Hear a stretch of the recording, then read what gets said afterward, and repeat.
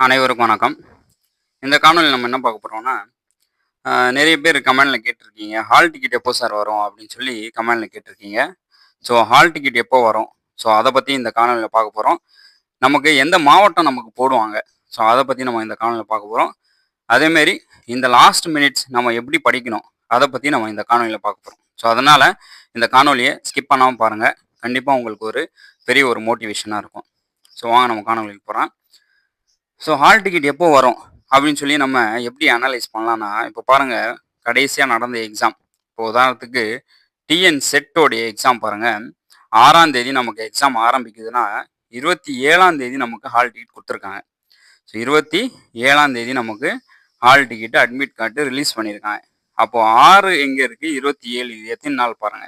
So 6ஆம் தேதி எக்ஸாம்னா 27. So அது ஒரு 4 நாளு. ஸோ நமக்கு ஒரு 7, 8 நாள் 10 நாளுக்கு முன்னாடி நமக்கு பார்த்தீங்கன்னா, ஹால் டிக்கெட் வரதுக்கு வாய்ப்பு இருக்கு.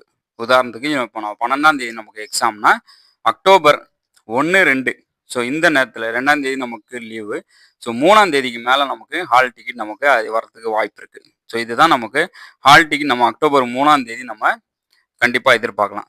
ஸோ நமக்கு ஹால் டிக்கெட் வந்துச்சுன்னா, நமக்கு எந்த மாவட்டம் போடுவாங்க அப்படின்னு சொல்லி பார்த்தீங்கன்னா, இப்போ உதாரணத்துக்கு டிஎன்பிசி எல்லாம் பார்த்தீங்கன்னா, பக்கத்திலேயே போட்டு விட்டுருவாங்க. ஸோ நம்ம அந்த மாவட்டம் இருக்குன்னா, அந்த பக்கத்திலேயே போட்டுருவாங்க. ஆனா டிஆர்பி பொறுத்தவரைக்கும் அந்த மாரி பண்ண மாட்டாங்க.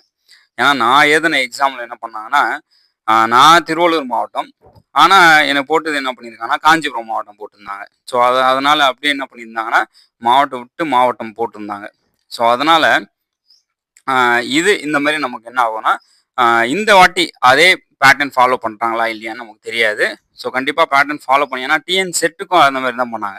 ஸோ மாவட்டம் வேற தான் போட்டாங்க. ஸோ நம்ம ஒரு மாவட்டம் இருந்தா கூட, அவங்க என்ன பண்ணுவாங்கன்னா, பக்கத்துல இருக்கிற மாவட்டம் போடுவாங்க. ஸோ அது மாரி நீங்க நெனச்சு பாருங்க. இப்போ உதாரணத்துக்கு நீங்க சென்னையில இருக்கீங்கன்னா, அப்போ உங்களுக்கு திருவள்ளூர், காஞ்சிபுரம் ஸோ இங்க போறதுக்கு வாய்ப்பு இருக்கு. ஸோ திருப்பூர்ல இருந்தீங்கன்னா, கோயம்புத்தூர் சென்டர் போடுறதுக்கு வாய்ப்பு இருக்கு. ஸோ இந்த மாரி நமக்கு இப்போ ஒரு மாவட்டத்திலேருந்து இன்னொரு மாவட்டம் தான் நமக்கு போடுவாங்க சென்டர். ஸோ ஹால் டிக்கெட் நம்ம கண்டிப்பா வந்துரும். எக்ஸாம் கண்டிப்பா நடக்கும். ஹால் டிக்கெட்டும் வந்துரும். நம்மளோட ப்ரிப்பரேஷன் எப்படி இருக்கு? அத நெனச்சு பாருங்க. நம்ம பாஸ் பண்ணிருவோமா? அத நெனச்சு பாருங்க. அ அப்ளை பண்ண எல்லாரும் நம்ம போய் எக்ஸாம் எழுத தான் போறோம். அப்ளை பண்ணவங்க எல்லாரும் நம்ம போயிட்டு எக்ஸாம் எழுத தான் போறோம். ஸோ ரிசல்ட் பார்க்க தான் போறோம். ஆனா எத்தன பேர் நம்ம செலக்ட் ஆக போறோம்? ஸோ அதுதான் நமக்கு முக்கியம். ஸோ எத்தன பேர் நம்ம செலக்ட் ஆக போறோம்? ஸோ நம்மளுடைய வேலை வாய்ப்பு நமக்கு எத்தன பேருக்கு நம்ம கிடைக்க போகுது? நாம பாஸ் பண்ணிருவோமா? அத நீங்க நெனச்சு பாருங்க. நம்மளுடைய ப்ரிப்பரேஷன் இப்போ எப்படி இருக்குன்னு நெனச்சு பாருங்க. ஸோ நமக்கு ப்ரிப்பரேஷன் நமக்கு இன்னும் குறைவா இருந்துச்சுன்னா, இன்னும் நமக்கு 40 நாட்கள் இருக்கு. ஸோ நல்லா ப்ரிப்பரேஷன் பண்ணுங்க. ஏன்னா இந்த நாட்கள் நமக்கு ரொம்ப ரொம்ப முக்கியமான ஒரு நாட்கள். இந்த நாட்கள் நம்ம விட்டோம்னா, அடுத்து நம்ம படிக்கிறதுக்கு நமக்கு நேரமும் இல்ல.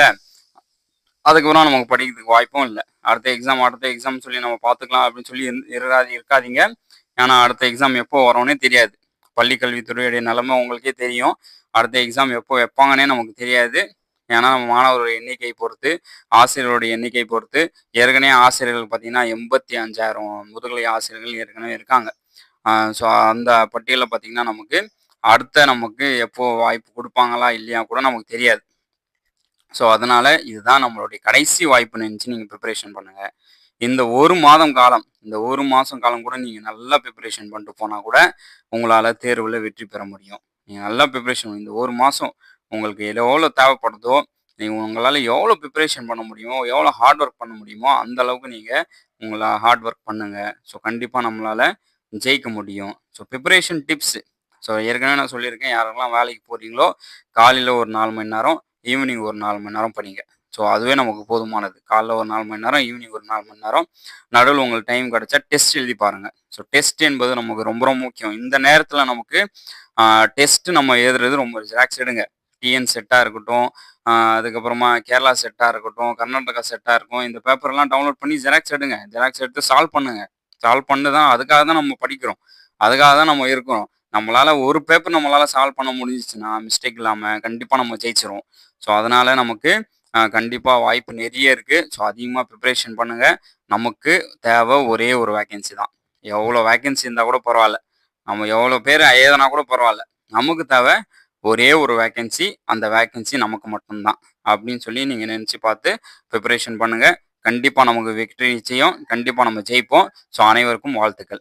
ஸோ ஜிகே மெட்டீரியல்ஸ் யாருக்கெல்லாம் தேவைப்படுதோ நீங்கள் டெலிகிராமில் ஜாயின் பண்ணி நீங்கள் வாங்கிக்கலாம். ஜிகே இங்கிலீஷ் மீடியம் 99 மட்டும் தான். ஸோ ஜிகே மெட்டீரியல்ஸ் 99 மட்டும் தான். இங்கிலீஷ் மீடியம் நீங்கள் வாங்கிக்கலாம். அதேமாரி எஜுகேஷன் சைக்காலஜி மெட்டீரியல் டெலிகிராமில் ஏற்கனவே இருக்குது, நீங்கள் டவுன்லோட் பண்ணிக்கலாம் தமிழ் மீடியத்தில். அதேமாரி எக்கனாமிக்ஸ் மெட்டீரியல், தரமான எக்கனாமிக்ஸ் மெட்டீரியல் இங்கிலீஷ் மீடியத்தில் மட்டும் தான் இருக்குது.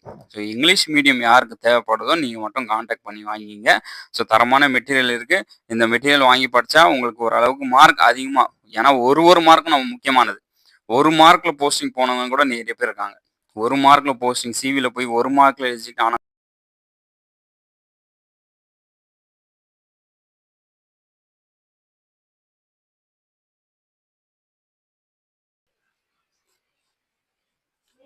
அதனால் ஒரு கொஸ்டினும் நமக்கு ரொம்ப ரொம்ப முக்கியமானது. ஸோ அதனால் நல்லா ப்ரிப்பரேஷன் பண்ணுங்கள். நமக்கு இந்த எக்ஸாம் என்பது நமக்கு ரொம்ப ரொம்ப இம்பார்ட்டண்டான ஒரு எக்ஸாம். ஸோ அனைவருக்கும் அட்வான்ஸ் வாழ்த்துக்கள். நன்றி, வணக்கம்.